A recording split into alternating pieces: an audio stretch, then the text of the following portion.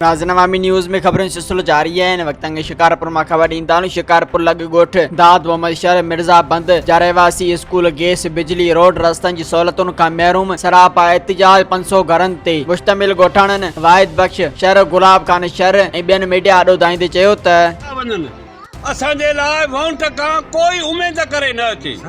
असांजो 500 घर आ बेगानो आ कम कढी पो हलिया था वञन पो लेखनी नथा असांजो रोड असांजूं नालियूं असांजो झुगा ये वैरान लगा प्याल खुदा वास्ते असांजी मालिकी कयो जो न कंदव इलेक्शन जो दौर सोचे असांजे को कोई पंध न करे उम्मीद करे अची साईं असांखे कोई तरकारी कम न मिलियो आहे हेतिरो ॻोठ असांखे 500 घर आहे पूरो हुकुमरान अचनि था छॾो ॻाल्हियूं करे हलिया था वञनि हे तव्हांखे ॾींदासीं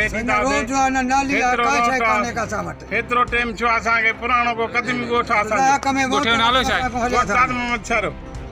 कहिड़ी जाइ कहिड़ो इलाइक़ो आहे? इलाइक़ो शिकारपुर जे मिर्जापुर दादमोहन शहर 2010 में जेका बोर्ड आई उन खां पोइ स्कूल असांजो सॼो ख़तमु थी वियो ऐं बोर्ड में सॼो ख़तमु थी वियो। बराए महिरबानी असांजो अर्ज़ु इहो आहे त असांजे मथां हेल्प कई वञे ऐं नंढा ॿार आहिनि साम्हूं स्कूल करे असांखे स्कूल जी सख़्तु ज़रूरत आहे। स्कूल इजाद खे घणा साल थियनि थे?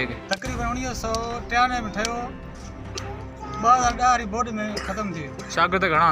शागिर्द कम से कम 50-60 थींदा ऐं मास्टर घणे अथव? उस्ताद हिकिड़ो ईंदो मज़ीद खबरों और तफसीलात के लिए विजिट करें हमारी वेबसाइट www.awamiNewsHD.com।